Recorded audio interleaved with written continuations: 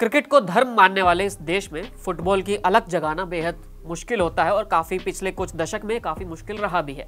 हालांकि नई पीढ़ी फुटबॉल की तरफ आकर्षित जरूर है, लेकिन सिर्फ देखने के लिए। लेकिन फुटबॉल को बढ़ावा देने के लिए 10 साल पहले एक कोशिश हुई थी जो धीरे धीरे बदलाव करती दिख रही है, और वो है इंडियन सुपर लीग की।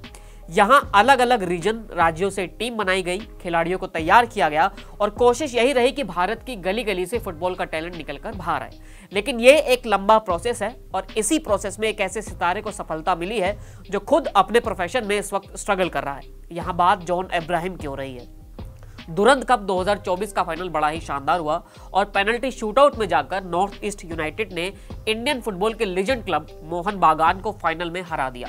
नॉर्थ ईस्ट यूनाइटेड ने इस मैच को, इस शूटआउट को 4-3 से जीता।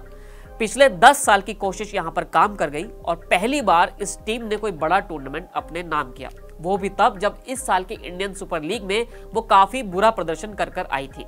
इस क्लब की सफलता की कहानी की बात होगी तो बात क्लब के मालिक जॉन अब्राहम की भी होनी ही चाहिए, क्योंकि जैसा हमने शुरू में कहा कि ये देश क्रिकेट को धर्म मानता है और बेसिक सा फंडा है कि आपको बड़ा नाम पैसा कमाना है तो आप क्रिकेट में ही इन्वेस्ट कीजिए, और ये बढ़िया फॉर्मूला भी है। फिर चाहे आप शाहरुख खान, प्रीति जिंटा, शिल्पा शेट्टी या फिर किसी और बड़े नाम का उदाहरण देख लीजिए।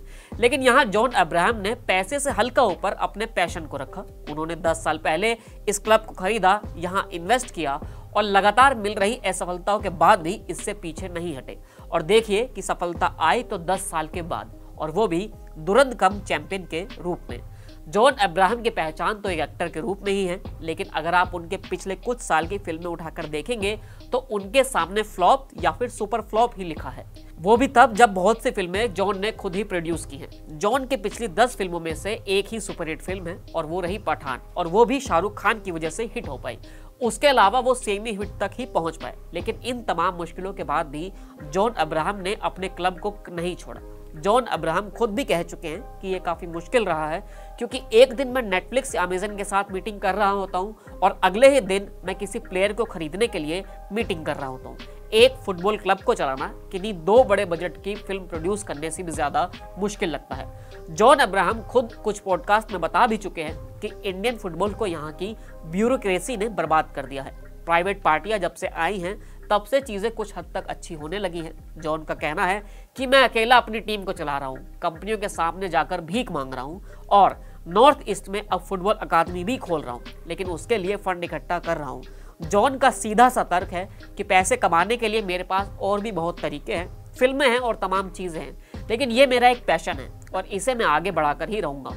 उम्मीद तो यही रहेगी कि जॉन का ये पैशन आगे रहे और भारत में फुटबॉल की बातें सिर्फ सोशल मीडिया या गली के नुक्कड़ पर ना हो, बल्कि लोग आगे भी आएं, यहाँ से प्लेयर निकले और फिर कमाल हो जाए। फिलहाल इस वीडियो में इतना ही, फिर मिलेंगे नए वीडियो के साथ। शुक्रिया।